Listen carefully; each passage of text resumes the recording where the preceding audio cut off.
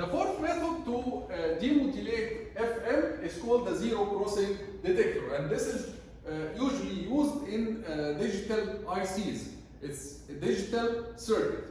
What's the concept of zero crossing detector? The concept here is to count the number of zero crosses in a certain interval. For example, let's take that every 1 microsecond, you are going to detect how many times the signal crosses the zero. You have a counter. Every time the signal crosses the zero level, you are going to increase the counter by 1. And every 1 microsecond, you count the number of zero crossings. And then, do you agree with me that the number of zero crossings in a certain time interval is proportional to the frequency? So, yes, the number of zero crossings in a certain interval, let's say every 1 microsecond, if you count the number of zero crossings, it will be proportional to the frequency. And if it is proportional to the frequency, it is also proportional to m of t, because the frequency in the FM signal is proportional to m of t. So this is basically a digital way of implementing FM demodulation using digital ICs. So every time the signal crosses the zero, it triggers a counter to count one count, and then you calculate how many times the signal crossed the zero, and then from the number of zero crossings, you can estimate the frequency, and then you can estimate the signal m of t. This is the basic concept of zero crossing detector. Usually they before they count the number of zero crossings, they pass this signal through a hard limiter, and this hard limiter converts the signal into a square signal first. So it converts the signal into square, and then they pass it through the counter to count the number of zero crossings. Okay? So this is usually the first step. So they pass the sinusoidal signal through a hard limiter to convert it to a square wave like this, and then they count the number of zero crossings in a certain time interval.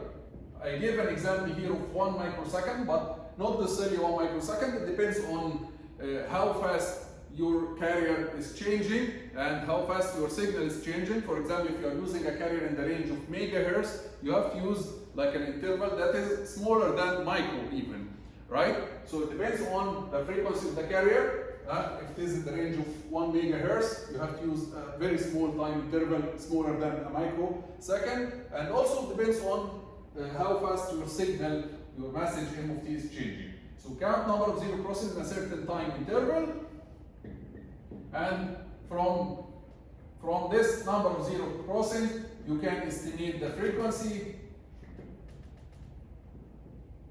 and you can estimate m of t. So this is the basic concept of the zero crossing detector.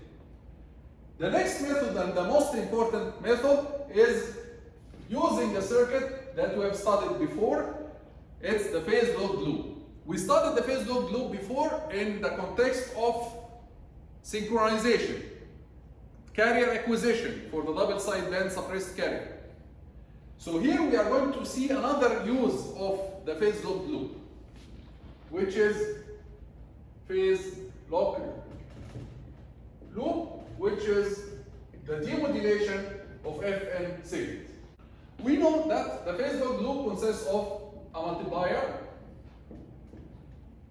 low pass filter, and VCO,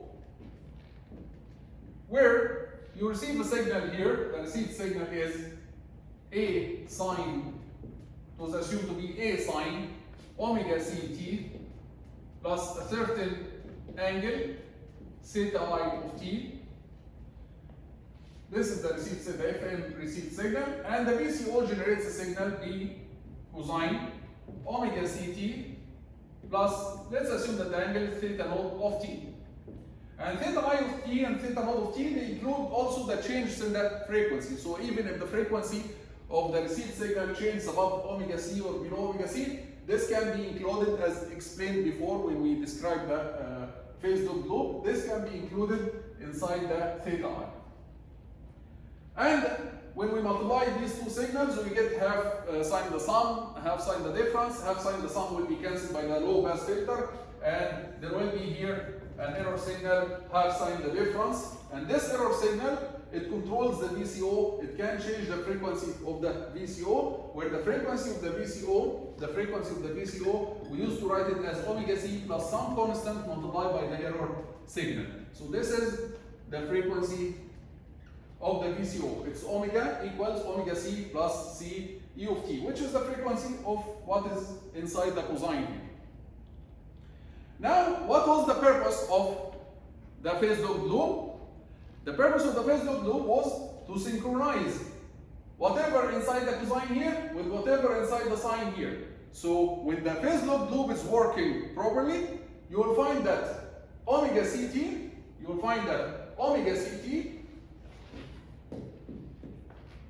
plus theta I of t will be equal to the angle inside the cosine here, which is omega ct plus theta node of t. Of course, omega ct exists in both sides. So theta I of t, or we can say that theta node of t, will be equal to theta I of t. So when the phase loop works properly, it will perfectly synchronize these two angles inside the carrier here and the carrier here. They will track each other, which means that if one of them changes, the error signal will go and change the other. So you can imagine them that one of them is running and the other one is running behind. Practically speaking, there is a very small delay between them, between the two waveforms. So if this changes, the other one is going to track it. So there is a small delay. You can imagine it like this. One change, there is an error signal that will come here. It will let the other angle change similarly. So one of them is changing, the other one is tracking it. But this delay between them, we don't feel it. We feel that they are equal to each other, they are moving with each other.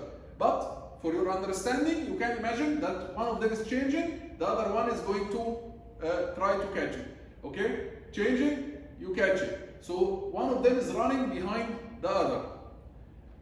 And how it is running? Because of the error signal. So when it works properly, eventually, if you assume that this delay between them is very, very small, you don't feel it in practice, the angle here inside the sine will be equal to the angle here, which means that theta node of t will be equal to theta I of t. When you have two functions equal to each other, the slope will be also equal to each other. So theta node dot will be equal to theta I dot. The differentiation of theta node will be equal to the differentiation of theta I, right? If you have two functions, one is like this and the other one is like this, the slope at any point will be also equal. Two functions are equal, so the slope is also equal. What is the slope of theta node? The slope of theta node is that additional part of the frequency. The slope of theta node is what? Let's get the frequency of the VCO here. The frequency of the VCO is omega c plus C E of t. And this C E of t is actually theta node dot. This is theta node dot. When you differentiate theta node, it will give you this part of the frequency. When you differentiate this term, it will give you omega c. When you differentiate this part, it will give you C E of t. So theta node dot is actually C multiplied by E of t. Right? Again, I'm going to say it again. What's the frequency here of the VCO? The frequency of the VCO is omega c plus theta node dot. But we agreed before that the frequency of the VCO depends also on the error signal. It's omega c plus CE of t. So theta node dot will be equal to CE of t.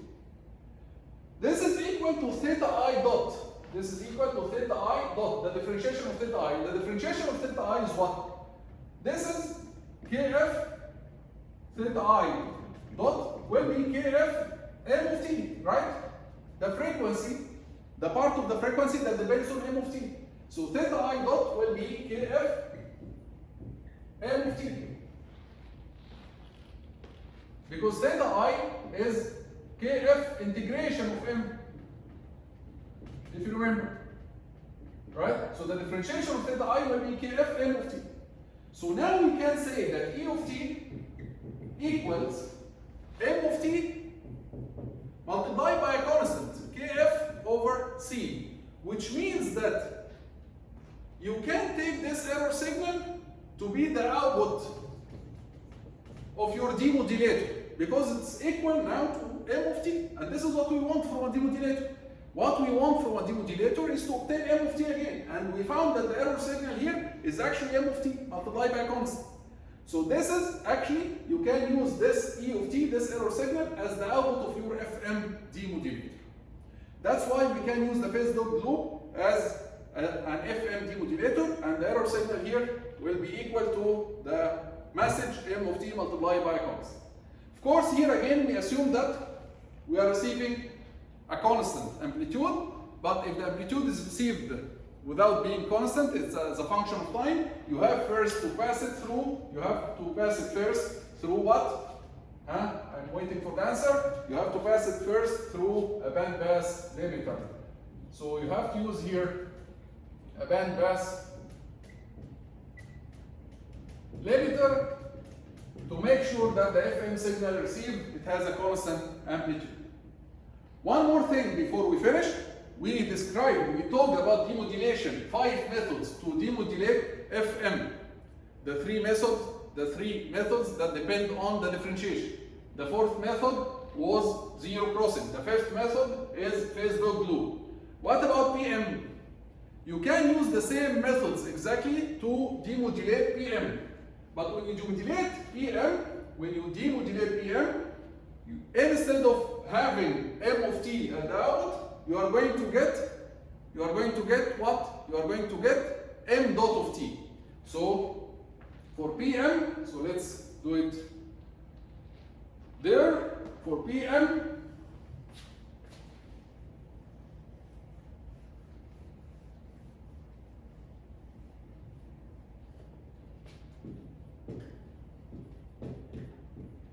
you can use same FM demodulators, but you will get m dot of t, because you are going to get the signal that affects the frequency, and in the PM, the signal that affects the frequency is m dot, not m, right? And after you obtain m dot, you have to use an integrator. So